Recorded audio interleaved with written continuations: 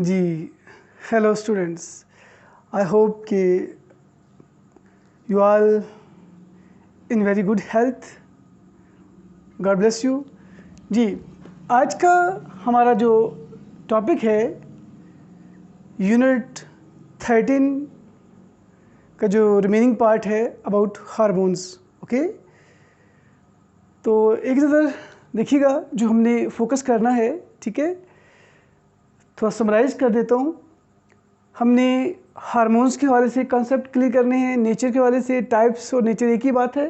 ये सारी एग्जांपल्स पे आपने फोकस करना है, एमसीक्यूज़ के हवाले से very important.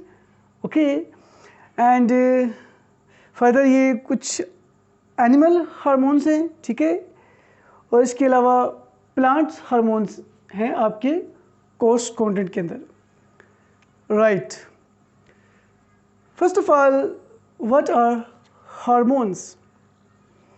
Hormones are the organic compounds, the tiny molecules. And these hormones, just like enzymes, they never initiate any chemical process, they accelerate or they inhibit. यानी हार्मोन के ज़्यादा होने से या कम होने से जो डिफरेंट रेट ऑफ मेटाबॉलिज्म है दे अफेक्ट। और इवन बहुत सारे हार्मोन्स हैं इन केस ऑफ एनिमल्स, हमारे केस में, जो long term long lasting impact रखते हैं, जैसे ग्रोथ के हवाले से। यानी हार्मोन्स हमारे सेक्सुअल हार्मोन्स को कंट्रोल करते हैं, हमारे सेक्सुअल अर्ज को, और जो ग्रोथ के हवाले से है इसको भी एनिमल्स के हवाले से बात करेंगे। तो दीज हार्मोन्स कंट्रोल, ये जो पोर्शन है ये प्योरली एनिमल हार्मोन्स के बारे में है। Okay, the following type of hormones, okay, protein nature, amino acids and derivatives, polypeptide and steroid। यानी ये कैटेगरीज हैं टाइप्स या नेचर ऑफ हार्मोन्स। अब अगर पेपर में एग्जाम के हवाले से, एमडीकैट के हवाले से, एमसीक्यू के हवाले से फोकस करना है हमें, तो हमें आइडिया होना चाहिए। एमसीक्यूज आ सकते हैं, choose which one is the protein hormone. तो insulin and glucagon. Okay, insulin and glucagon are protein nature hormone. Insulin and glucagon हम बात यहाँ करेंगे, they produce from pancreas. Insulin and glucagon ये कौन से ग्लैंड से रिलीज होते हैं? जो एंडोक्राइन ग्लैंड्स हैं, ठीक है, दोज विदाउट डक्ट्स। इसकी डिटेल में हम यहाँ बात कर लेंगे, इसलिए हम इसको ज़्यादा यहाँ फोकस नहीं करते। अमाइनो एसिड्स एंड डेरिवेटिव्स, यानी कौन से हार्मोन्स हैं जो फ्यू अमाइनो एसिड से बने हैं या उनके डेरिवेटिव से बने हैं। उसमें थायरोक्सिन, एपिनेफ्रिन एंड नॉरएपिनेफ्रिन। जो थायरोक्सिन है ये थायराइड ग्लैंड से सिक्रीट होता है। एपिनेफ्रिन एंड नॉरएपिनेफ्रिन ये जो एड्रिनल ग्लैंड है टॉप ऑफ किडनी, इसके मेडुला रीजन से सिक्रीट होगा। Polypeptide, polypeptide mean long chain of amino acids, polypeptide. And the examples of polypeptide hormones, ADH, उसका दूसरा नाम है vasopressin, and second is called oxytocin. इस पे बात करेंगे। एडीएच एंड वेसोप्रेसिन एक ही बात है। एडीएच ये प्रोड्यूस होता है पोस्टीरियर पिट्यूटरी ग्लैंड से, और इसका रोल हम यहाँ देखेंगे इस जगह पर। ऑक्सीटोसिन जो है ये भी posterior lobe of pituitary gland से सिक्रीट होगा। ऑक्सीटोसिन की बात करें तो ऑक्सीटोसिन के दो फंक्शंस हैं। Oxytocin during delivery, labour pain के दौरान प्रोड्यूस होगा, और जब बेबी फीड के लिए माँ से फीडिंग लेता है, suck the mother for feeding, उस वक्त ये ऑक्सीटोसिन जो है रिलीज होगा for what? For the dilation of the vessels. जो मेमोरी ग्लैंड्स की वेसल्स हैं वो डायलेट होती है ताकि इजीली इजेक्शन ऑफ मिल्क हो। Steroid nature, lipid nature, steroid nature जो हार्मोन्स हैं, testosterone, progesterone, estrogen and cortisone. Testosterone male sex organ testis के अंदर 7 वेस्टिब्यूल्स हैं, वहाँ से सिक्रेट होगा। Progesterone estrogen female sex organ, ठीक है, ओवरी से एक वर्ड है कॉर्पस ल्यूटियम, उससे भी रिलीज होते हैं, बट मेजर है देन प्लेसेंटा से एंड ओवरी की आप बात करोगे वहाँ से ये रिलीज होगा, एस्ट्रोजन स्पेशली, और प्रोजेस्टेरोन जो है कॉर्पस ल्यूटियम से और प्लेसेंटा से रिलीज होगा। और जो प्रोजेस्टेरोन एस्ट्रोजन है, एस्ट्रोजन जो है ये फीमेल के सेक्सुअल फीचर को कंट्रोल करता है, all secondary sexual features. And जो टेस्टोस्टेरोन है मेल में, ये मेल के सेक्सुअल सेकेंडरी फीचर्स को कंट्रोल करेगा। और कॉर्टिसोन जो है ये रिलीज होता है एड्रिनल ग्लैंड के कॉर्टेक्स रीजन से। ओके बाबा, यहाँ तक आई होप आप सब समझ गए। It's very simple. Okay, now the hormone that in glucose content is the pancreas. Okay, अब हम बात करेंगे about pancreas. pancreas, ठीक है, कहाँ होता है? स्टमक की वॉल के साथ और फिर इंटेस्टाइन की तरफ, ठीक है, इस एरिया में होता है, ठीक है। और पैनक्रियाज जो है इसको आइलेट्स ऑफ लैंगरहैंस भी कहते हैं, साइंटिस्ट के नेम से है। आइलेट्स ऑफ लैंगरहैंस जो है ये पैचेस की फॉर्म में सेल्स होते हैं। इनमें दो तरह के सेल्स हैं, alpha cells and beta cells. Alpha cells produce glucagon and beta cells produce insulin. अब हम बात करेंगे what is the role of insulin and what is the role of glucagon. Insulin metabolize the glucose, decrease the level of glucose, metabolize the glucose. और insulin से produce होगा तो cell की permeability बढ़ेगी टू एब्जॉर्ब ग्लूकोज, क्योंकि glucose ने further metabolize होना है। एंड ये तो हो गया, इंसुलिन ना सिर्फ ग्लूकोज को मेटाबोलाइज करेगा, ग्लूकोज के लेवल को कम करेगा, साथ साथ एक्स्ट्रा ग्लूकोज को कन्वर्ट इनटू ग्लाइकोजन, ठीक है, ये इंसुलिन की बात की। ग्लूकागोन जो है, अच्छा एक और बात, इंसुलिन जो है साथ इसको भी, इसके फंक्शन को भी सप्रेस करता है जब तक होगा। जब ग्लूकोज होगा तो फिर इसका फंक्शन परफॉर्म नहीं होना चाहिए। Glucagon responsible for what? Conversion of glycogen into glucose, but when glucose level low in the blood then glucagon convert glycogen, okay, in the liver especially into the glucose. अब हम बात करते हैं due to some disorder, fault क्या होगा। अब diabetes mellitus क्या है? ड्यू टू सम रीज़न इसमें डिफरेंट टाइप की डिजीज़ हैं, डायबिटीज मेलाइटिस टाइप 1 टाइप 2, ठीक है, हम इसकी डिटेल में नहीं जाएंगे। बट डायबिटीज मेलाइटिस जो है ज़ायबिटीज़, शुगर, ठीक है, इस डायबिटीज मेलाइटिस में क्या होता है, बीटा सेल भी उस इंडिविजुअल की T helper T cells attack कर देते हैं, बीटा सेल्स डैमेज होते हैं। When beta cell damage they not produce the insulin, when low quantity और नो प्रोडक्शन ऑफ इंसुलिन तो ग्लूकोज मेटाबोलाइज नहीं होगी, ग्लूकोज का लेवल राइज कर जाएगा वो, तो इसकी क्या पहचान होगी, ग्लूकोज यूरिन में आना शुरू हो जाएगा। When the patient having glucose in urine, this is called diabetes mellitus, okay.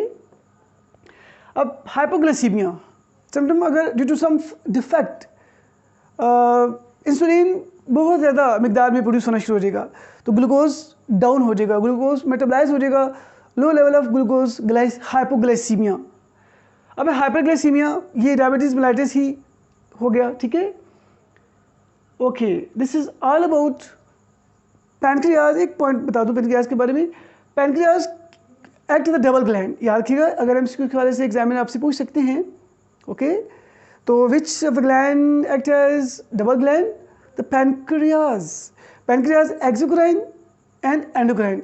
Endocrine की बात कर दी, इंसुलिन एंड ग्लूकागोन, और जो एक्सोक्राइन है थ्रू डक्ट्स वो अपनी सिक्रीशन को ऐड करेगा इनटू द डोडिनम, तो वो उसमें पेनक्रियाटिक जूस जो है वो थ्रू डक्ट्स जो है वो स्मॉल पार्ट, जो स्मॉल इंटेस्टाइन का पहला पार्ट है वहाँ पे ये ऐड करेगा, okay. Now role of ADH in osmoregulation. अच्छा एक बात आपको क्लियर करता चलूँ, हमारे हाइपोथैलेमस में ऑस्मो रिसेप्टर्स होते हैं जो ब्लड में से डिफरेंट हार्मोन्स का, केमिकल्स का लेवल चेक करते हैं, ओके। अब देखिएगा रोल ऑफ एडीएच। जब हमारी बॉडी में ये ब्लड प्रेशर की बात होगी, वॉल्यूम ऑफ ब्लड के बेस पर जो सिचुएशन है हमारे ब्लड में उसकी बेस पर ये प्रोडक्शन होती है। When we have low volume blood volume, okay, low water in body, तो कमांड जाएगी हाइपोथैलेमस से, ठीक है, पिट्यूटरी ग्लैंड की पोस्टीरियर पार्ट को कि क्या प्रोड्यूस करे, ADH. When more ADH produce, what happen? When more ADH produce act on the kidney, nephron का जो पार्ट बताया था आपको प्रीवियस, ठीक है, आपने प्रीवियस चैप्टर में पढ़ा होगा। उसमें क्या होता है, नेफ्रॉन की जो डिस्टल और जो कलेक्टिंग डक्ट है उसकी परमेबिलिटी बढ़ जाती है and water back into blood capillaries, क्योंकि ब्लड कम होता है तो यूरिन में ही जाएगा वाटर, तो water back into blood capillaries, तो वॉल्यूम ब्लड का बढ़ जाएगा। और जो यूरिन होगा वो कैसा होगा, कंसनट्रेटेड, क्योंकि यूरिन में वाटर नहीं जा रहा, कम जा रहा है। ये तो एक केस हो गया। If we have enough amount of water in the blood और हमारा ब्लड वॉल्यूम नॉर्मल है तो no need to produce more ADH. Less ADH produce होगा या नहीं प्रोड्यूस होगा? जब लेस प्रोड्यूस होगा तो लेस परमिबिलिटी होगी, जो वाटर होगा मैक्सिमम यूरिन में पास कर देगा, तो यूरिन कैसा होगा, डेट इज डाइल्यूट। और समटाइम कुछ लोगों में जब जो है पानी ज़्यादा हो, ठीक है, और एडीएच कम प्रोड्यूस हो, तो ज़रा पानी ज़्यादा होगा और वो एब्जॉर्ब नहीं हो रहा नीड के मुताबिक, तो बार बार यूरिन आएगा। उसे बोलते हैं डायबिटीज़ इंस्पाइडस, ठीक है, डायबिटीज़ इंस्पाइडस, बार बार यूरिन की उनको अर्ज होती है और थर्स्ट लगती है। Okay, this is all about, ये भी हो गया। अभी हम बात करेंगे about plant hormones. Overall plant hormone 5 classes हैं, हम यहाँ पे डिटेल में देखते हैं। आपकी कोर्स कॉन्टेंट के मुताबिक जस्ट 3 भी हमने फोकस करना है, very simple. Okay, right. Plant hormones auxin, gibberellins, cytokinins, abscisic acid and ethene. हम बात करेंगे ऑक्सिन के हवाले से, देन जिबरेलिन्स या जिब्रेलिक एसिड या gibberellins and about abscisic acid. बाकी 1-2 पॉइंट में कंपेयर कर दूंगा, ठीक है। Now we have to focus on these plant hormones. Plants के अंदर केमिकल कोऑर्डिनेशन होती है, नो नर्वस कोऑर्डिनेशन। तो प्लांट्स की जो ग्रोथ है और जो भी एक्टिविटी है, जो बिहेवियर है, all depends upon the amount of hormone. जो भी ग्रोथ है ऑल डिपेंड्स अपॉन हार्मोन्स। अच्छा, जब मैं एक हार्मोन की बात करूँगा तो उसका मतलब ये नहीं होगा कि वहाँ पे सिर्फ एक ही हार्मोन है, सारे हार्मोन एक स्पेसिफिक रेशियो में होंगे, बट जिसकी बात करूँगा वो उसकी कंसंट्रेशन थोड़ी हाई होगी और उसके रोल की बात मैं करूँगा। Okay okay, understand, right. Now auxin, auxin की मीनिंग है टू इंक्रीज, ठीक है। अब देखिएगा ऑक्सिन में IA, IPA, NA, ये जो IA है that is indole acetic acid, ये नेचुरल हार्मोन है। IPA indole propionic acid, NA naphthalene acetic acid, ये जो 2 हैं ये हैं सिंथेटिक। MCQs के वाले से आपको नॉलेज होना चाहिए। IA नेचुरली प्रोड्यूस होते हैं और IPA, NA more cheaper, more effective and synthesize in the laboratory, mean synthetic hormone है। अब इसके फंक्शंस क्या हैं? Auxin is not a single hormone, is a group of hormone. ये क्लासेस सारी, ये सारे ग्रुप्स हैं, क्लासेस हैं हार्मोन की, एक सिंगल हार्मोन नहीं है। ओके, स्टेम की बात करें तो स्टेम में जब ऑक्सिन ज़्यादा होगा तो स्टेम क्या करेगा, प्रमोट सेल एनलार्जमेंट, सेल की एनलार्जमेंट करेगा। और ठीक है, तो मैंने बताया ना टू इंक्रीज लेंथ, तो एनलार्जमेंट। और सेल डिवीजन कैम्बियम में क्लियर होती है। ओके, उसमें भी ये हार्मोन कैम्बियम की डिवीजन में हेल्प करेगा। रूट की बात करते हैं, रूट में जब इसका इफेक्ट होगा ऑक्सिन का, रूट में जब ऑक्सीजन की क्वांटिटी ज़्यादा होगी तो ये, जब पहले हम बात कर रहे थे जैसे हाई क्वांटिटी की बात करते हैं, जब हाई क्वांटिटी हो जाएगी तो रूट ग्रोथ जो है, प्राइमरी रूट ग्रोथ इनहिबिट हो जाएगी। जब लो कंसंट्रेशन होगी ऑक्सीजन की तो प्राइमरी रूट ग्रोथ अच्छी होगी, मीन ग्रो करेगी, ज़्यादा होगी।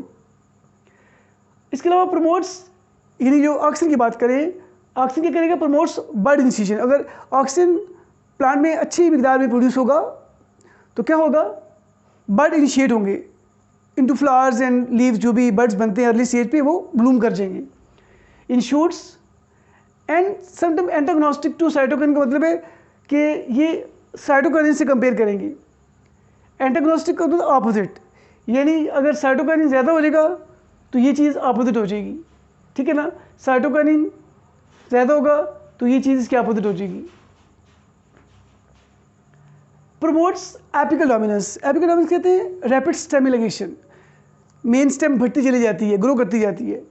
प्रमोट्स एपिकल डोमिनेंस यानी ऑक्सिन जो है वो रैपिड स्टेम इलाइगेशन में प्रमोशन करता है। फ्रूट की सेटिंग में हेल्प करता है। एंड पार्थिनोकार्पी, ऑक्सिन की कंसंट्रेशन से जो है कमर्शियल में बात करेंगे, और वैसे भी ऑक्सिन की वजह से पार्थिनोकार्पी का फिनोमेना होता है। पार्थिनोकार्पी क्या है? The formation of fruit without seed या without male gamete, without seed the fruit is called parthenocarpic fruit, and this phenomena is called parthenocarpy. Delay leaf senescence, auxin की वजह से जो लीव्स है वो फ्रेश रहते हैं, जल्दी एजेड नहीं होते, इसे बोलते हैं लीफ सेंसेस, यानी एजिंग डिले हो जाती है, यंग रहते हैं लीव्स, पौधा यंग रहता है, एजिंग नहीं होती ऑक्सीजन की वजह से। अगर ऑक्सीजन कम प्रोड्यूस होगा तो मेटाबॉलिज्म ज़्यादा होगा, बहुत जल्द जो प्लांट्स हैं वो बूढ़े हो जाएंगे, एजेड हो जाएंगे, ख़त्म हो जाएंगे यानी। देन ऑक्सीजन अगर ज़्यादा होगा तो ऑक्सीजन कंट्रोल करेगा एब्सेशन फिनोमेना को, जो कि नेगेटिव रोल प्ले करता है। इनहिबिट्स एब्सेशन, एब्सेशन कहते हैं प्रोडक्शन ऑफ एब्सेसिक एसिड को। जब एब्सेसिक एसिड पैदा होगा, प्रोड्यूस होगा, तो ग्रोथ रुक जाएगी, इसलिए ऑक्सीजन की कंसंट्रेशन इस फिनोमेना को सप्रेस करेगी। That is good, okay. But बाकी सारे भी गुड है, अच्छे हैं, वो depend upon the nature of the environment. Now commercially क्या ऑक्सीजन की इंपॉर्टेंस है, कहाँ हम कमर्शली ऑक्सीजन को यूज़ करके we can get benefit. Commercial importance में लिखिएगा NaIPA जो है ये बता चुका मैं, naphthalene acetic acid, indole propionic acid, they help in fruit set and help in parthenocarpy. इसके अलावा 2,4-D है, 2,4-D डाइफेनॉक्सी एसिटिक एसिड है, ये भी एक हार्मोन है, वीड किलर है, जो लांस में डाइकॉट्स होते हैं जड़ी बूटियाँ, उनको किल करने के लिए वीड किलर के तौर पर यूज़ होता है। इनहिबिट्स स्प्राउटिंग ऑफ पोटैटोज, जो अगर ज़रा से नमी मिल जाए, पोटैटोज़ की आंखें निकल आती हैं, बर्ड्स निकल आते हैं, तो वो फिर जर्मेट कर जाते हैं, तो वो खाने काबिल नहीं होते, इसलिए उनकी प्रिवेंशन ऑफ आइस के लिए क्या किया जाता है, 2,4-D का अप्लाई किया जाता है। 2,4-D की वजह से क्या होता है, जो पोटैटोज़ हैं उनको आइस नहीं निकलती, उनकी ग्रोथ, उनका मेटाबॉलिज्म स्लो हो जाता है और वो ग्रो नहीं करते, और स्टोरेज लाइफ उनकी बढ़ जाती है। प्रिवेंट्स प्रीमेच्योर फ्रूट ड्रॉप, इसके अलावा मतलब एक तो ये पॉइंट हो गया। इनहिबिट्स स्प्राउटिंग ऑफ पोटैटोज़, ये समझा दिया कि उनकी आइस ही निकलती, आइस निकल जाएंगे तो वो ऑटोमेटिकली एंजाइम चेंज हो जाएंगे, नेचर चेंज हो जाएगी पोटैटो की, नहीं खा सकेंगे। प्रिवेंट्स प्रीमेच्योर फ्रूट ड्रॉप, ये जो ऑक्सीजन है 2,4-D की वजह से कच्चा फल नहीं गिरता, टाइम भी पक जाता है, राइपन हो जाता है। प्रीमेच्योर प्रिवेंट्स उसको बचाता है, प्रीमेच्योर फ्रूट ड्रॉप को, कि वक्त से पहले फल नहीं गिरता, अपने टाइम पे गिरता है, उसकी सही टाइमिंग उसको मिल जाती है अप टू राइपनिंग। ओके, यहाँ तक सब क्लियर है, राइट। अब है that is gibberellins, it's very simple. Gibberellins के सारे फंक्शन, ये जो फंक्शंस हैं सारे जेब्रेलिन्स के फंक्शंस हैं, जेब्रेलिक एसिड। अब इस पे बात करेंगे जेब्रेलिन्स पे। जो जेब्रेलिन्स के 2-3 डिफरेंट हैं वो मैंने लिखे हैं, वो बताऊंगा, बाकी सारे वही हैं। और कमर्शियल इंपॉर्टेंस में बात करेंगे, इट्स सिंपल है ना, कितना सिंपल है जी। ओके, व्हाट इज जेब्रेलिक एसिड या जेब्रेलिन्स? ये जो वर्ड लिया गया, असल में एक साइंटिस्ट था, मुझे रिकॉल करने दें, साइंटिस्ट था, एक जापानी साइंटिस्ट था, ठीक है, कोसावा के नाम से था, ठीक है। उसने एक वो वर्क करा, उसने देखा कि ये जो हार्मोन था ये एक फंजाइस से कंपाउंड से मैच करता है, तो उसका नाम है, मैं कोशिश करता हूँ यहाँ लिख दूँ, जो ये लफ्ज़ निकला है ये है जेब्रिला फ्यूजिकुराई, ठीक है। ये जो वर्ड जेब्रेलिन है निकला है ये जेब्रिला, ठीक है, जेब्रिला, ये जीनस है जेब्रिला फ्यूजिकुराई, ठीक है ना। जेब्रिला फ्यूजिकुराई ये फंगस, उसके अंदर जो कंपाउंड था वो बिल्कुल जिब्रेलिक एसिड के कंपाउंड से मैच करता है, ये वहीं से वर्ड लिया गया है। ठीक है, चलिए ये भी हो गया। अब यहाँ बात करते हैं बाकी सारे फीचर, ये वाले आप इस पर उठा के रख देंगे, पता होना चाहिए जिब्रेलिक एसिड का है जी। अब देखेंगे जिब्रेलिन का क्या फंक्शन है।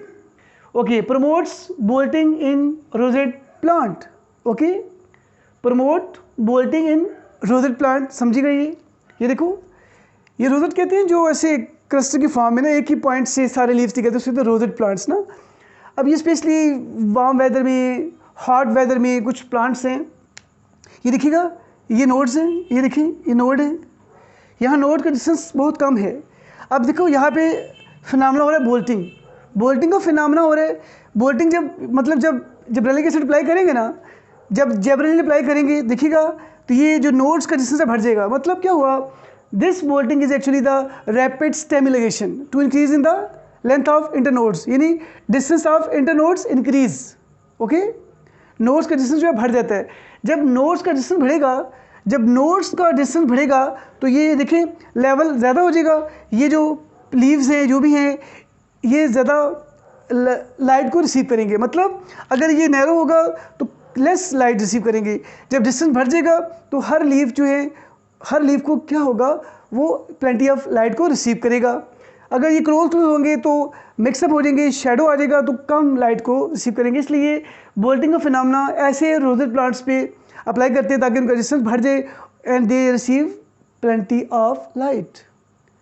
अब देखिएगा ये जो जब जिब्रेलिन है इसकी वजह से क्या होता है, ब्रेक्स बड एंड सीड डोर्मेंसी। अगर ड्यू टू सम कंडीशन जब बर्ड्स और सीड्स अगर डॉर्मेंट फॉर्म में रहें तो ज़रा ब्लूम नहीं करेंगे, तो अगर जिब्रेलिन अप्लाई करेंगे ना तो जिब्रेलिक एसिड की वजह से क्या होगा, उनकी जो बड सीड डोर्मेंसी है ब्रेक हो जाएगी। मीन वो जिस कंडीशन में है उस कंडीशन से बाहर निकल आएंगे and they sprout and bloom. Then ये पॉइंट समझिएगा, this gibberellin act as a red light absorber. अब ये क्या है, ये जो हार्मोन है ये act as a red light absorber. आपको पता है कि लॉन्ग डेज में लेंथ ऑफ द डे ज़्यादा होती है और सूर्य की रोशनी में जो रेड लाइट वेव ज़्यादा होती हैं, ठीक है, डेट इज़ 660। ओके, तो क्या होगा, ये जो एब्सिसिक एसिड, ये जो जिब्रेलिन है, this act as a red light absorber. तो ये लॉन्ग डेज में रेड लाइट को एब्जॉर्ब करेगा एंड प्रमोट द फ्लावरिंग। और शॉर्ट डेज में चूँकि रेड लाइट वेवलेंथ कम होती है तो इसलिए ये शॉर्ट डेज में क्या करेगा, इनहिबिट करेगा। ये इसकी अपोजिट यहाँ बात करेंगे एब्सिसिक एसिड में, फिर मैं आपको रिपीट कर दूंगा। अब नेक्स्ट है जी, देखिएगा कमर्शियल इंपॉर्टेंस क्या है। ओके, बस 3-4 मिनट की बात रहेगी। ये कमर्शियल इंपॉर्टेंस की बात करेंगे। कमर्शियली हम कहाँ कहाँ अप्लाई कर सकते हैं जिब्रेलिक एसिड को। दिस इज़ GA, इसकी कोई 50 टाइप्स हैं, इससे भी शायद ज़्यादा है। अब GA प्रमोट्स फ्रूट सेट, यानी ये जो जिब्रेलिक एसिड है ये फ्रूट सेट की प्रमोशन करता है, ठीक है। देन टेंजराइंस की बात करूँगा, ठीक है। टेंजराइंस सिट्रस फ्रूट को बोलते हैं पियर, यानी ये पियर और जो सिट्रस फ्रूट्स हैं इनमें ये क्या करता है, फ्रूट सेटिंग करता है। इसके अलावा पार्थिनोकार्पी में हेल्प करता है। जिब्रेलिक एसिड की वजह से पार्थिनोकार्पी का फिनोमेना होता है। पार्थिनोकार्पी क्या है, विदाउट मेल की बीट विदाउट सीड। जैसे बहुत सी वैराइटीज़ हैं, ग्रेप्स की वैराइटीज़ बनाई जा रही हैं विदाउट सीड। ओके, इसके अलावा ये जो जिब्रेलिक एसिड है इसको अप्लाई करके हम बेरी साइज, फ्रूट का साइज भी बढ़ा सकते हैं हार्मोन के अप्लाई करके, ठीक है, इन हार्मोन की वजह से। इसके अलावा एक और पॉइंट मैं आपको समझा दूं, ठीक है। यहाँ देखिएगा, delay of ripening of grape bananas and grep fruit, यानी ये जो जिब्रेलिक एसिड है इसकी वजह से क्या होगा, we increase what the storage life, यानी बनानास की स्टोरेज लाइफ बढ़ा सकती है और ग्रेप फ्रूट की स्टोरेज लाइफ बढ़ाई जा सकती है with the help of this gibberellic acid. Okay, understand. अब हम बात करेंगे, एक और फिनोमेना रह गया है इसका। कमर्शियली हम क्या करते हैं, commercially GA3 gibberellic acid A3, मैंने बताया 50 टाइप से ज़्यादा हैं, 1 2 3 एंड 2 अप टू 50। तो this GA3 use in brewing industry, जो ब्रीविंग इंडस्ट्री है, जो मुशरबात की इंडस्ट्री है, वहाँ पे इसका इस्तेमाल किया जाता है। कैसे, स्टार्च जो है, ठीक है, कार्बोहाइड्रेट स्टार्च पे अप्लाई करते हैं ये जिब्रेलिक एसिड। इससे क्या होता है, अल्फा एमाइलेज की प्रोडक्शन होती है। जितना ज़्यादा अल्फा एमाइलेज बनेगा उतना स्टार्च जो है वो ब्रेक होगा, कन्वर्ट होगा इनटू माल्टोज। माल्टोज इज डाइस्क्राइड, फिर माल्टोज फर्दर ब्रेक करते हैं इनटू ग्लूकोज। ग्लूकोज की फर्मेंटेशन होती है। 10 सारा ये मुशरबात में ब्रीविंग इंडस्ट्री में यूज़ होगा। This is commercial importance. अब आइएगा that is about abscisic acid. Now abscisic acid, बाकी बीच में एक दो आप ये देखिएगा, साइटोकाइनिन और इथीन आपके कोर्स काउंटर में नहीं है, बट साइटोकाइनिन की भी मैक्सिमम फंक्शन वही हैं जो इसके हैं। एक दो फंक्शन है कि ओपनिंग ऑफ स्टोमेटा में हेल्प करता है ये साइटोकाइनिन, और साइटोकाइनिन का मीनिंग है सेल डिवीजन, ठीक है ना। ये जो कैबेज है और लेट्यूस सलाद के पत्ते में, और ये जो अक्सर बुके जो पेश करते हैं लीव्स, वो फ्लावर फ्रेश रहते हैं, इसकी वजह कि इस पर ज़्यादातर जो है वो साइटोकाइनिन की वजह से ये फ्रेश रहते हैं, ये पता होना चाहिए। इथीन की बात करते चलो, इथीन का मेन पर्पज़ है राइपनिंग ऑफ फ्रूट, ये मेन पर्पज़ है। बाकी आप देख लीजिएगा कुछ किसी में ये पाइनएप्पल में फ्लावरिंग को, ठीक है, प्रमोट करता है। और इथीन जो है ये जिस तरह एब्सिसिक एसिड की हम बात करेंगे, ये अंडर स्ट्रेसफुल कंडीशन जो है ये प्रोड्यूस होगा। ओके, चलिए अब ये भी बता दिया। अब यहाँ आ जाए, now abscisic acid. Okay, now abscisic acid last है। Abscisic acid you know very well this abscisic acid, and इसको हम कंपेयर करेंगे with ethene. Both abscisic acid and ethene produce under stressful condition when water logging होती है, ठीक है, या drought आ जाता है, तो then this is stress for the plants. इस दौरान सारी एक्टिविटीज़ नेगेटिव हो जाती है, बट ज़रूरी है। अगर ये एक्टिविटीज़ नहीं होंगी तो पौधा ख़त्म हो जाएगा, एंड हो जाएगा, मर जाएगा, विल्ट हो जाएगा जी। Now abscisic acid, this abscisic acid inhibit growth. कैसे? एब्सिसिक एसिड जब प्रोड्यूस होगा तो प्लांट ग्रोथ रुक जाएगी, प्लांट रिमेन स्टंटेड, छोटे कद के रह जाएंगे, कच्चा फल गिरना शुरू हो जाता है, मतलब premature falling of fruit, stomata close. Why stomata close and why the premature fruit falling? अगर वो ज़रा सोचिए ज़रा, अगर वो पानी है नहीं है साइल में, अगर ग्रोथ होगी तो पानी वो भी जो है वो भी ख़त्म हो जाएगा, मेटाबॉलिज्म होगा, सब कुछ ख़त्म हो जाएगा। इसलिए ये स्ट्रैटेजी है प्लांट्स की। प्लांट्स अपने आप को अपने मेटाबॉलिज्म को लो कर लेते हैं ताकि जो कंडीशंस हैं, हालात हैं, उस पर कम से कम मेटाबॉलाइज किया जाए ताकि वो सेव हो जाए। और जैसे ही वो ड्राउट कंडीशन गुजरती है, वो जो थोड़ा सा मेटाबॉलिज्म चलता है वो एकदम से बूस्टअप हो जाता है। दैट्स अ स्ट्रैटेजी, ये ज़रूरी है। अच्छा देखिएगा, inhibit growth under physiological stress. Then हाँ, जब एब्सिसिक एसिड बनेगा तो this will promote the seed and bud dormancy. अगर सीड्स और बड जिस कंडीशन में हैं तो वो ग्रो नहीं करेंगे, ब्लूम नहीं करेंगे, वो उसी फॉर्म में रहेंगे, स्ट्रेस की फॉर्म में रहेंगे, और वो प्रमोट रहेगा। अगर वो ब्लूम कर देंगे तो फिर तो पौधा ख़त्म हो जाएगा, क्योंकि conditions are not good. Okay, और ये डॉर्मेंट फॉर्म में रहेंगे। इसके अलावा दिस मैंने बताया था ना यहाँ पे, this abscisic acid antagonistic to gibberellin. Gibberellin red light absorber, यहाँ देखिएगा, act as far red light absorber. यानी ये जो एब्सिसिक एसिड है, this act as a far red light absorber. Far red light सूरज की रोशनी में कम होती है, मून की लाइट में ज़्यादा होती है, इसलिए ये शॉर्ट डेज में, चूँकि मून शॉर्ट डेज में नाइट लेंथ ज़्यादा होती है, इसलिए शॉर्ट डेज में ये फ्लावरिंग को प्रमोट करेगा एब्सिसिक एसिड। और लॉन्ग डेज में चूँकि फार रेड लाइट कम होती है तो ये लॉन्ग डेज में इनहिबिट करेगा। ये कंसेप्ट समझ आ गया ना? It's okay, right. अच्छा, अब ये सारा समझा दिया, सारी इंपॉर्टेंस समझा दी, ठीक है।